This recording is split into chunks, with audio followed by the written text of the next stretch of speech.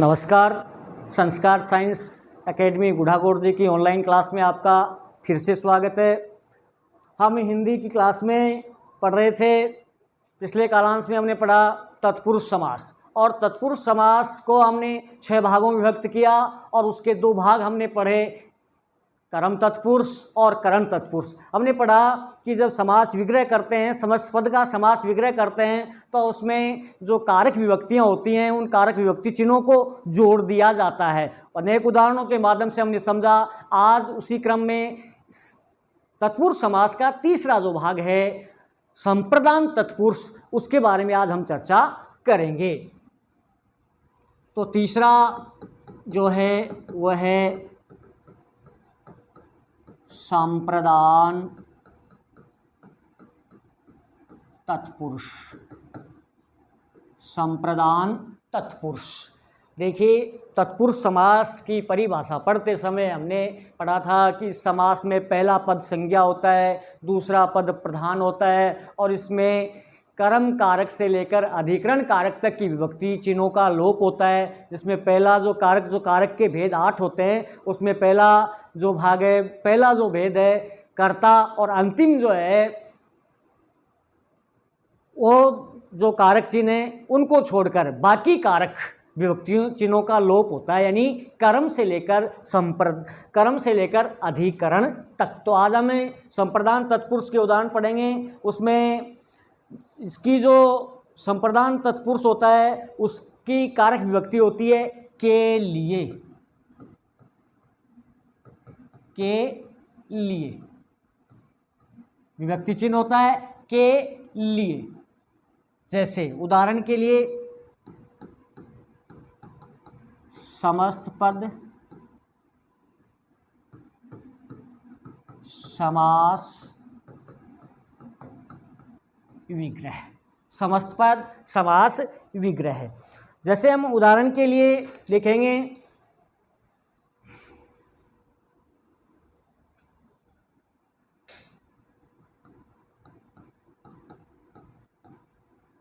देवालय। देवालय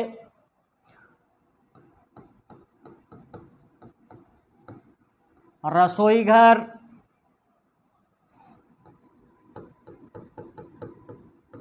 छात्रावास,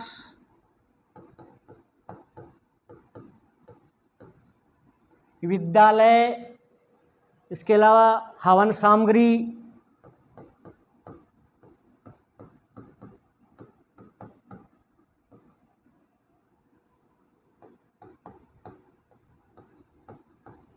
गुरु दक्षिणा,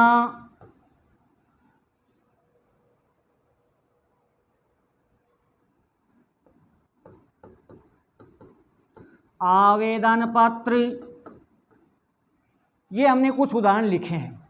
इनका हम जब समास विग्रह करेंगे तो इसमें सीधा सा है कि ये जो कारक विभक्ति है के लिए, ये जोड़ देंगे हम। कारक विभक्ति है के लिए, वो हम जोड़ देंगे। तो देवालय का समास विग्रह क्या होगा? देवालय का समास विग्रह क्या होगा? यानी इसमें ये कारक विभक्ति जोड़ देंगे और क्या हो जाएगा? देवों के लिए आलय। रसोई घर का क्या होगा? रसोई घर, रसोई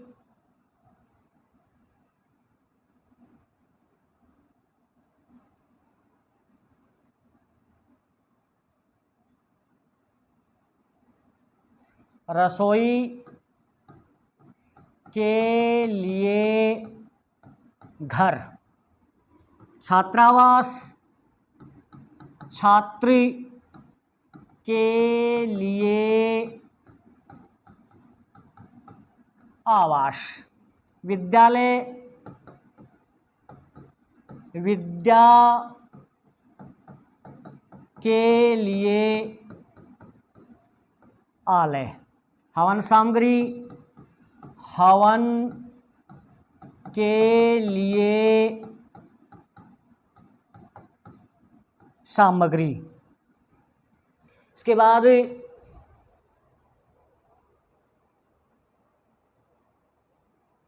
गुरु दक्षिणा गुरु के लिए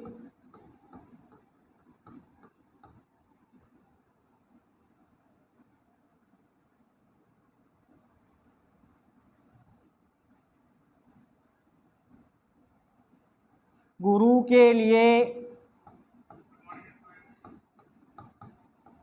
दक्षिणा, गुरु के लिए दक्षिणा। इसके बाद में आवेदन पत्र, आवेदन के लिए पत्र, आवेदन के लिए पत्र। कारावास,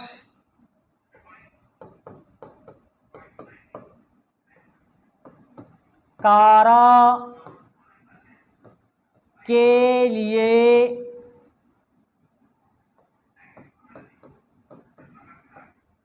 आवास, कारा के लिए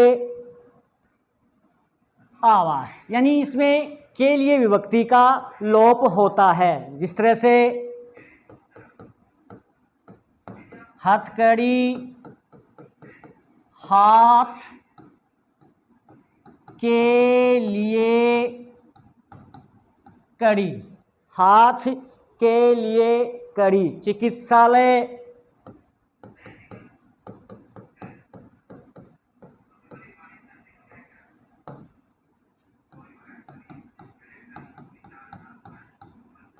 चिकित्सा के लिए आलय, चिकित्सा के लिए आलय। पाठशाला,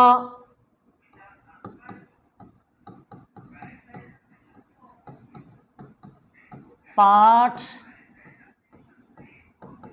के लिए शाला, पाठ के लिए शाला।